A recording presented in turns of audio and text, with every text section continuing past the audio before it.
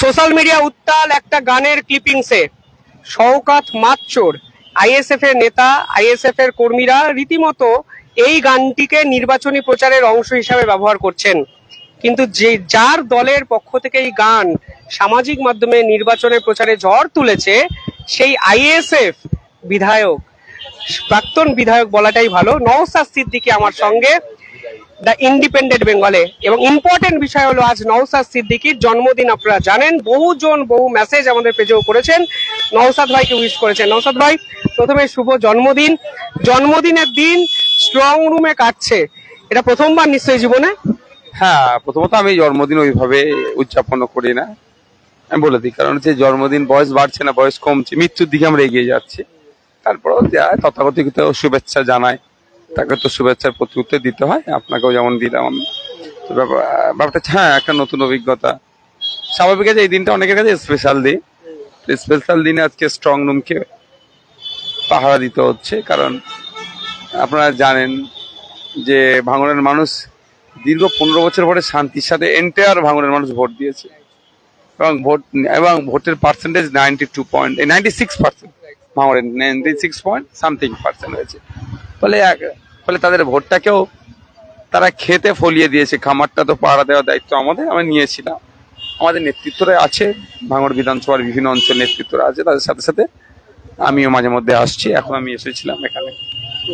তো দাদা, strong room সামলানো এটা কতটা কঠিন বিষয় আপনার কাছেও? মানে এটা প্রথমবার অভিজ্ঞতা এরকম, সবাই নেতারা দেখছি স্ট্রং রুমকে আলাদা গুরুত্ব দিচ্ছে। এবারে ভোটটা কি ভাইটাল ভোট? অবশ্যই ভাইটাল ভোট।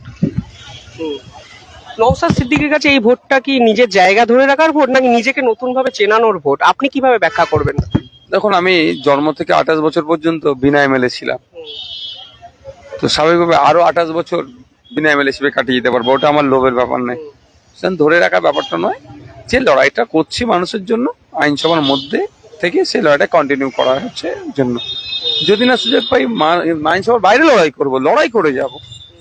অনেকে হয়তো জানে না যে আপনি বিধানসভার ভিতরে অনেক প্রশ্ন তুলেছেন, মানে মৎস্যজীবিতা থেকে শুরু করে খেলাধুলা সমস্ত কিছু নিয়ে আপনি প্রশ্ন তোলার চেষ্টা করেছেন।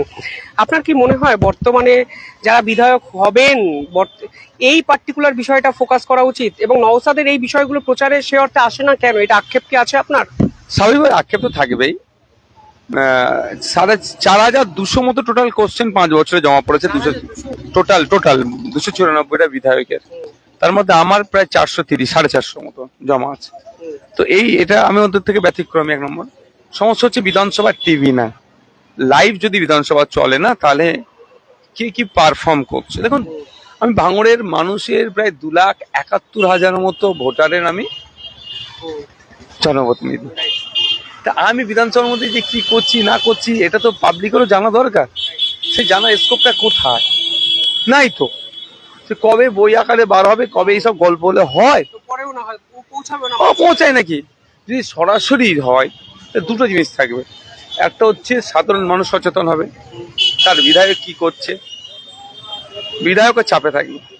আর সাথে সাথে যারা কম্পিটিশন করতে চায়, নওশাদ সিদ্দিকী, আমি কম্পিটিশনে বিশ্বাসী।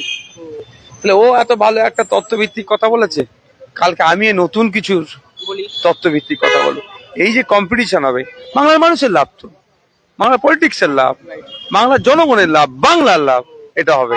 এটা হচ্ছে না। অন্যান্য বিধানসভা টিভি আছে, আমাদের নাই। সুস্থ প্রতিযোগিতা যেটা আপনি বলছেন, আপনি তো বিধানসভার ভিতরে ছিলেন, আমাদের সেই সুযোগ হয় না। শেষ 5 বছরে কি আদৌ দেখেছেন মানে একটা তথ্যের উপর পাল্টা তথ্য কেউ দিয়ে আপনার যুক্তিটাকে খারিজ করছে, উত্তর দিচ্ছে? কতগুলো উত্তর পেয়েছেন আপনি? তথ্য ভিত্তিক উত্তর দেয়নি, হুং ভাং বলে বার হয়ে যায়। সমস্যা এখানে। তথ্য আছে সবটাই, সবটা নাই তো। আমি একদিন কোনো কোশ্চেন করেছিলাম, সেই ধরো একটা প্রস্তাব এসেছিল, একটা কারখানা হবে, ইন্ডাস্ট্রি হবে, ডিমের ফ্যাক্টরি হবে, রঙের ফ্যাক্টরি হবে, কোন একটা প্রস্তাব এসেছিল। অ্যাকচুয়াল ওটা হয়নি। আমি জানতে চেয়েছিলাম এখানে তাহলে মান্থলি এখন কত প্রোডাকশন হচ্ছে। উত্তর বলছে অ্যাকচুয়াল কত হচ্ছে জানিনি, তার প্রোডাকশন হচ্ছে। এটা আমি বদমাইশি করে বলেছিলাম। ঠিক আছে, চেষ্টা করেছিলেন, আদৌ কিছু জানে নাকি সরকার? বুঝতে পারছেন কি বলছি? হ্যাঁ, তো সেই হচ্ছে কথা তো এই হচ্ছে সরকার চলছে, এটাই বদমাইশি করে করেছিল, এটা উচিত হয়েছে কি বলতে পারবো না। দর্শক বন্ধু আমি যদি ভুল করে থাকি আমি ক্ষমা চেয়ে নিচ্ছি। যে যেটা প্রস্তাব এসেছিল সেটা হয়নি, কিন্তু আমি প্রস্তাবকে ধরে প্রশ্ন করেছিলাম যে এখন ওখানে কত প্রোডাকশন আছে, সে ডিম হতে পারে, মাছ হতে পারে, মাংস হতে পারে, যা কিছু হতে পারে। উনি একটা বলে এত হচ্ছে, কিন্তু ওটা অ্যাকচুয়ালি ওটা বন্ধ হয়েছে, হয়নি ওটা প্রোগ্রাম। এই হচ্ছে চলছে। আমি তো বারবার চাই যে শান্তিপূর্ণ একটা ডিবেট হোক, তর্ক হোক, তর্ক, সুস্থ পরিবেশে সুস্থ ডিবেট হলে লাভটা কি হয় বলুন তো? আমাদের যে আমরা যে কাজের জন্য পাঠিয়ে 1,21,000 টাকা মাসে মাইনে পাই আমরা, জানেন? কম টাকা, 21,000 টাকার মাইনে করতে গিয়ে ছেলেদের জান বেরিয়ে যাচ্ছে। 10,000, 12,000, 8,000, 6,000 টাকার মাইনে করিয়ে জীব ঘাম, তাদের মাথার ঘাম পায়ে পড়ে যাচ্ছে। একটা কৃষক সারাদিন হাড় ভাঙা খাটুনি, সারা মাসের শেষে সে 8,000 টাকা ইনকাম করতে পারছে না। আমাদের 1,21,000 টাকা মাইনে, আবার জনগণের ট্যাক্সের টাকাতে ফোন করে 5,000 টাকা পাকামো হচ্ছে নাকি? এগুলো তো কিসের জন্য আমাদেরকে দিচ্ছে? আমরা যদি না পারফর্ম করি তো এই আগামী দিনে আমার মনে হয় অ্যামেন্ডমেন্ট করা দরকার। কি amendment ওই বলছেন? আমাদের যে পিপলস রিপ্রেজেন্টেটিভ অ্যাক্ট আছে না, অ্যামেন্ডমেন্ট করা দরকার, যে বেশ কিছু অ্যামেন্ডমেন্ট করা দরকার। বিধানসভায় ন্যূনতম এই পারফর্ম করতে হবে, এত ঘন্টা থেকে বলতে হবে, উপস্থিতি থাকতেই হবে। তো ঠিক আছে, উপস্থিতি থাকতে হবে, ঠিক আছে, এই সবগুলো করা দরকার। এবং শিক্ষাগত যোগ্যতা, পঞ্চায়েতের মেম্বার থেকে আমি খুব শিক্ষিত নয়, মাস্টার্স আর বিএড করা এই ধরনের আছে, মাস্টার্স করেছি আমি, তো আমি এটাতে যাচ্ছি না। আমার শিক্ষা নিয়ে আমি বাড়াই করছি, কারণ আমার কিছুই শিক্ষা নেই। আমি আপনাকে আমি অন ক্যামেরা বলছি, আমার কোন স্পোর্টসের দরকার হলে প্রথম আমি ফুটবলে হলে আমি আপনাকে ফোন করি। আমি এই ধরনের ছেলে, কিন্তু আমি সব জানতা হরিদাস না, আমি এটা বিশ্বাস করি না। আমি জানি আপনি স্পোর্টসের সাথে বেশ মিশেছিলেন, আপনাকে ফোন করলে আমি অথেন্টিক পাবো। ঠিক একইভাবে সুন্দরবনে যদি আমার কিছু সমস্যা, সুন্দরবনের যে সমস্যা, সেই সমস্যা নিয়ে ওই এলাকা যারা কাজ করছে, যেমন যাদবপুরের আমাদের অধ্যাপিকার নাম বলে যাচ্ছি, মহিলাদেরকে নিয়ে উনি খুব কাজ করেন। ওনাকে আমাকে একজন বামপন্থীরা বলেছে, উনি বামপন্থী, ওনাকে ফোন করে যে মহিলাদের কি এম্পাওয়ারমেন্ট করতে গেলে কি করতে হবে সেটা জানা, এবং আরো যারা মাদ্রাসা শিক্ষা ব্যবস্থাতে আমি যারা এটা নিয়ে দীর্ঘদিন আন্দোলন করে, তাদেরকে MSK SSK মাদ্রাসার কি ব্যবস্থা ফাইল আছে, তারা বলেছে, আমি নোট করে রেখে দিয়েছি। আপনি এগুলো নিয়ে চর্চা করেন? অবশ্যই অবশ্যই, যারা এগ্রিকালচার নিয়ে পড়াশোনা করেছে তাদের সাথে কথা বলি, আমি কালেক্ট করি, মানে ইনফরমেশন গ্যাদার করার পরে সেটাকে আমি ডেলিভার করি বিধানসভার মধ্যে। এটা তো স্বাভাবিক নিয়ম, স্বাভাবিক নিয়ম। তো এই পরিস্থিতি হওয়া দরকার। যে আমি শিক্ষার কথা জন্য বলছি, শিক্ষাগত যোগ্যতা ও মানদণ্ড হওয়া দরকার, এবং কে কত পার্সেন্টেজ উপস্থিতি, হ্যান ত্যান, এগুলো হওয়া দরকার। নাহলে শুধু জনগণের ট্যাক্সের টাকা MLA MP হয়েছে, তার আপনার কি বলে তার লাইফটা চলে যাচ্ছে, কিন্তু সাধারণ মানুষ উপকৃত কি হচ্ছে? 3 কোটি 10.5 কোটি মানুষের জন্য 294 জন আইনসভার সদস্য, তাদেরকে সেই রকম লোক যাওয়া দরকার। তো প্রসাদ ভাই, আপনি আপনার পরিবার থেকে কিছু টাকা এনে বিধানসভা এলাকায় খরচ করেছেন এবং বিধানসভাতে বিভিন্ন প্রস্তাব দিয়েছিলেন, যেগুলো পাস হয়নি বলে আপনি ওই খরচটা পরিবার সূত্রে খরচ করেছেন বিধানসভায়। 1,37,00,000 টাকা আপনি খরচ করেছেন আপনার বিধানসভায়। মানে কারণটা কি? এই পরিস্থিতি কেন তৈরি হলো হঠাৎ করে? 3,30,00,000 টাকার একজন বিধায়ক 5 বছরের কাজ করতে পারে। 17তম বিধানসভা চলছে, এটা এই নির্বাচন হলো 18তম বিধানসভা। 17তম বিধানসভার দুটো সেশন পর থেকে 10 লাখ করে পার ইয়ার বেড়েছে। আগে ছিল 3 কোটি, এখন 3,10,00,000 টাকা করে হয়েছে। এই বছরে 7 লাখ, এখন 70 লাখ, 5-7 × 35, 3 কোটি। তো দুটো সেশনের পরে যখন হয়েছে 3,30,00,000 টাকা, আমার 3,30,00,000 টাকা আমার মাধ্যম দিয়ে কাজ হবে। তার মধ্যে একটা টাকা কিন্তু আমি হাতে নিতে পারবো না। আমি প্রস্তাব দেবো, দিয়ে district planning officer, after that tender হবে, তারপরে টেন্ডারের পরে আপনার হবে কি, আপনার কাজ হবে, ওটা সব আমি শুধু কাজগুলো দেখিয়ে দেবো। আমার কাজ ডিলে করেছে, টাইম কিল করেছে, আমাকেই ফাঁসাবার জন্য। নকশাতেই কাজ করতে পারছে না, কিন্তু আমি ওই ধরনের, আমি বৈধ কাজ করতে পারবো না এই ধরনের নাই একজন বিধায়ক হিসাবে, এটা তো আমাকে হারাতে পারবে না, আপনি ভালো করে জানেন। তো আমি কথা দিয়েছিলাম, যদি 3,30,00,000-এর মধ্যে 30 লাখ টাকা যদি কাজ করতে পারি, কাজ করতে দেয় সরকার, বাকি 3 কোটি টাকা আমি ফেরত নিয়ে আসবো, বাড়ি থেকে নিয়ে এসে খরচ করবো। আবার 3 কোটি টাকা যদি কাজ করতে দেয়, 30 লক্ষ টাকা না আটকে দেয়, আমি আর 30 টাকা নেবো। তা ওরা 1,99,00,000 টাকার কাজ করার সুযোগ দিয়েছে। বাকি আমি 1,37,00,000 টাকা বাড়ি থেকে নিয়ে এসে কাজ করে দিয়েছি। আমি যে কমিটমেন্ট করেছিলাম এবং জনগণকে বলেছিলাম যে আপনাদের যে 1,30,00,000 টাকার মতো কাজ করতে দিচ্ছে না, এই জবাবটা কিন্তু আপনাকে দিতে হবে। জনগণ জবাব দিয়েছে, কারণ ওটা তো জনগণের ট্যাক্সের টাকায় কাজ করতে দিল না। তো এটাই হচ্ছে। দাদা, আপনার বিপক্ষে শওকত মোল্লা প্রার্থী হয়েছে। প্রার্থী হওয়ার পর আমি দেখলাম যে ওনার সমর্থকরাই বললেন যে ভাঙড়ে নয়, উনি ক্যানিং এ লড়তে চান। কোথাও গিয়ে কি আপনি প্রথম থেকেই অ্যাডভান্টেজ পজিশনে ছিলেন? এগুলো তো আপনি নিজের অ্যানালাইসিস করেছেন। দেখুন, একটা কথা বলি, কনফিডেন্স, ওভার কনফিডেন্স আমার নেই, কনফিডেন্স আমার আছে। 5 বছর ধরে মানুষের পাশে ছিলাম। যে বিধায়কের কাছে গেলে জুতো ছিঁড়ে যেত, সেই বিধায়ককে একটা ক্লাস 10-এর বাচ্চা ফোন করছি, কাকু কোথায় আছো, আমার স্কলারশিপে তোমার সই করে দিতে হবে।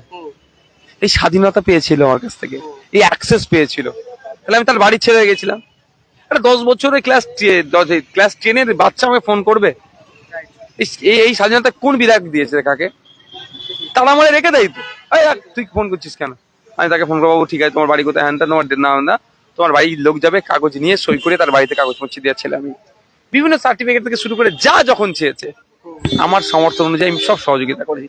এবং মানুষ আমি দাঁড়ে দাঁড়ে পৌঁছে যেতাম, পাড়ায় পাড়ায় পৌঁছে যেতাম। আমার নেতাদেরকে নিয়ে যেতাম না। নেতাদেরকে নিয়ে গেলে কি ডিস্টার্ব হয় জানে? নেতারাই সব ঘিরে রাখে নেতাদেরকে। নেতা তার নেতাকে ঘিরে রাখে, সাধারণ মানুষ অ্যাক্সেস পায় না, সব আটকে দিতাম আমি।